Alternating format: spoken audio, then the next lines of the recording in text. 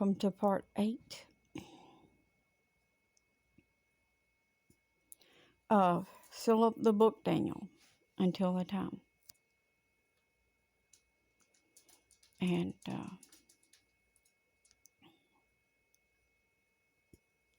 I'm going to jump back into what I was saying, coming out of the part 7, talking about vanity and beauty, and how Satan maketh himself to be an angel of light. Devils can pretend to be kind. They can pretend to love. What they won't do is tell you the truth completely. They will tell you a portion of the truth. A portion. Enough to get you hooked on what they're saying. But they want to make it about themselves, inevitably, and draw you to believe in them. That's not what I want. Yeah, I sound crass. And I'm stern. I'm a lot like Paul in ways, I suppose, and Moses and Elijah.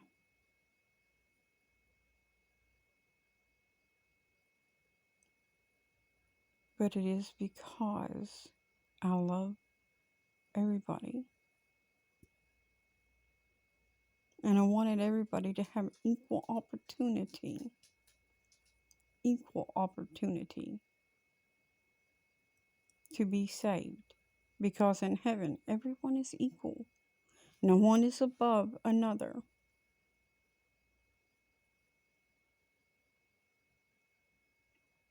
No one is greater than all. In the kingdom of heaven, we are equal, one to another. We prefer our brothers and our sisters, and we serve together the God of heaven, side by side.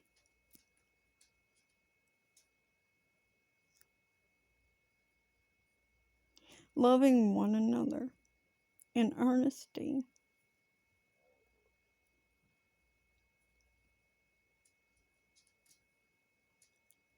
But back to the vanity part. Some of y'all think you gotta look just prim and proper. Your clothes can't be wrinkled. They can't be spotted. They can't have this. They can't have that. They gotta be just so. So you can present yourselves before man. God sees you even in your worst of your worst moments. That's right. The Lord sees you all the time. When you're in the toilet, sitting on the commode, taking you a grunt. And your face is all disfigured because sometimes maybe you might have to be a pushing like you in labor.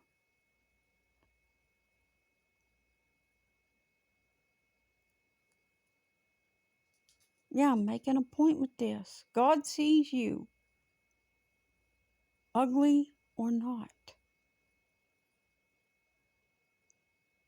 Even in your ugliest of moments, God sees you. And believe it or not, that bathroom thing's a grunting. No, that's not even your ugly moments. Might not smell too pretty, but that's not your ugly moments.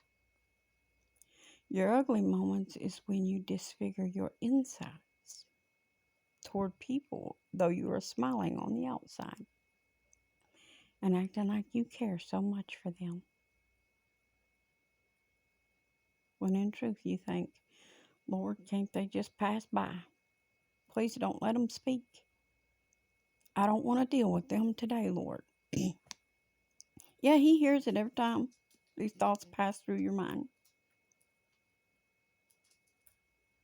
Did you ever think what they was dealing with that day? Did you ever think about how other people are feeling?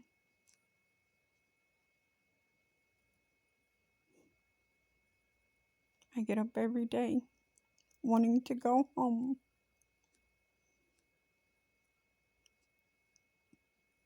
And then God keeps reminding me, the kingdom of heaven is among men.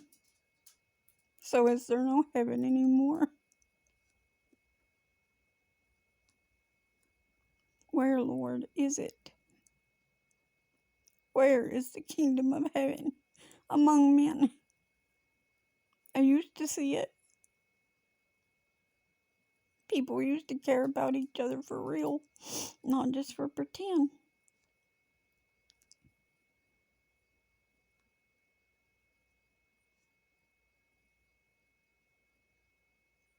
But it took work, just like relationships with spouses or friends or anybody. It takes work. And a relationship with God takes work. You have to want to spend time with Him for Him to be your God. Else, the thing that you spend time with, that is your God. If you spend time just only on the sports field out here in the world, yes, I'm going to use this as an example because it's a big thing right now. People have become so tied up in sports that has become their life and their God. They pay honor to the God of golden medals, I suppose.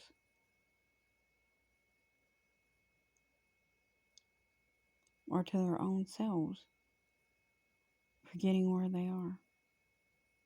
Or some of y'all are so wrapped up in your kids doing these things that, oh, my kid's better than them because my kid got the gold medal. That's one of the worst things that man has ever invented. Did you know that? Competition. So that we could compete one against another. You know, it was one thing when it was done in fun. But now y'all will kill one another over this stuff. Because of jealousy. We're not all going to be equal in our prowess. I can't lift no 200-pound barbell or nothing like that. I'm not going to try. I'm not foolish. But that was not what God's purpose was for me.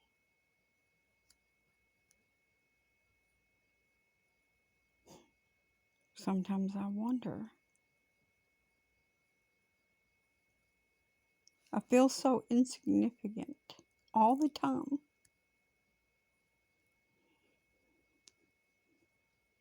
There was a time when I felt like I mattered to somebody.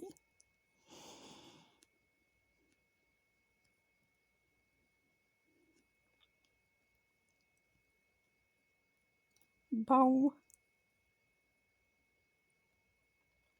was my best friend. And I don't talk about him much. Because when I do, I know what I have lost.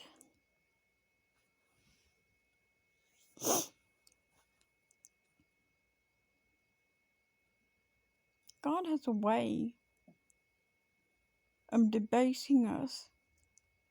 Always. He'll take from you the things that you love the most. No, I'm not saying God took them away because of that. Don't misunderstand me, but I'm making a point with this. It could very well be the reason God takes something from you.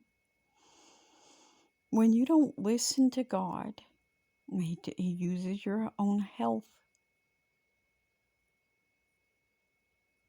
When you try to make yourself mighty in stature by your might, that's not what God wants.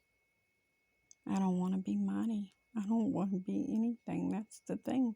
Except one thing.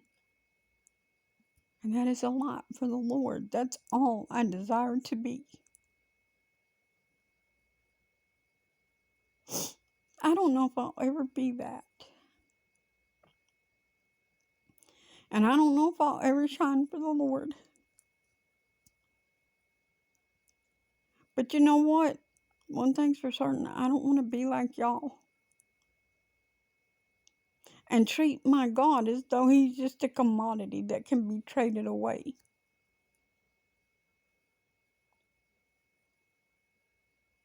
And trade Him for the goods of this world. Because the goods of this world is crap. They're not even real. God is real.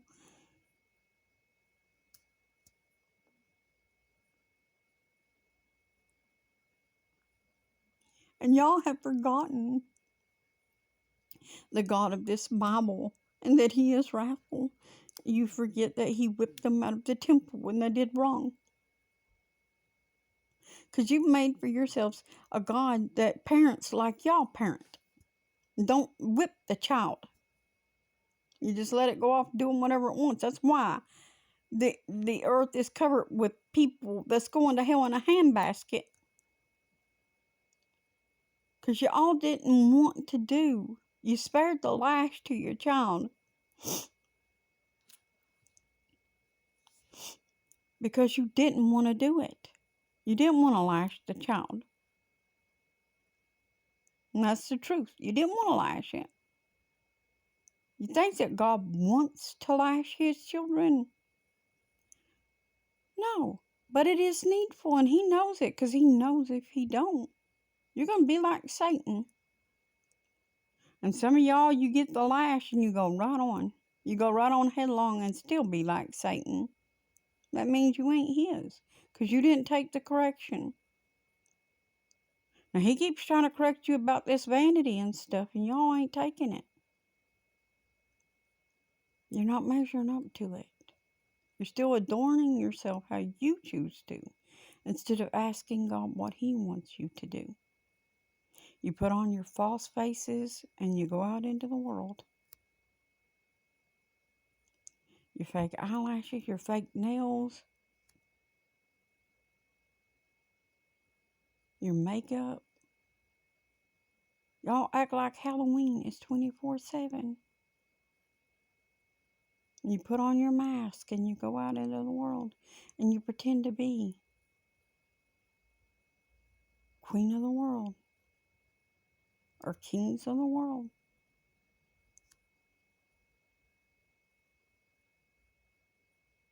Painting yourself up to be something you are not.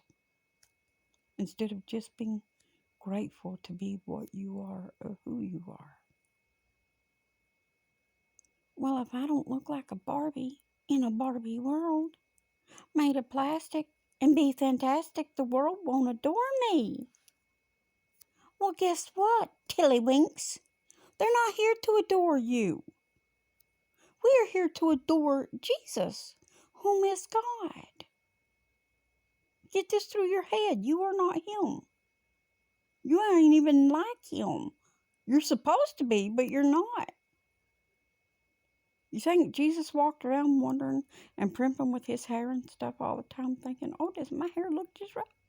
Are my clothes straight? No, He got mad because the Pharisees wanted Him and the disciples to wash their hands, right? Before they ate. Apparently their hands were dirty and they were eating with them anyway. And it offended them Pharisees.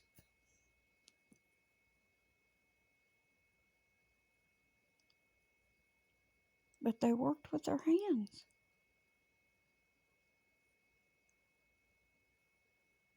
And they were just hungry. And sometimes you can't always wash your hands, but you need to eat. But not y'all. Oh my God. If you can't have go in the bathroom or somewhere and wash your hands. And then apply about 7 bottles of Germ-X. From your fingertips up to your eyeballs. And then down to your feet. Before you eat, you think that you're not safe to eat. Phew, there's your washing of your clay pots right there. Afraid of every germ known to man. Y'all gonna die because of the fears of your own heart. You're not trusting God. You trust your own selves and your own vanities.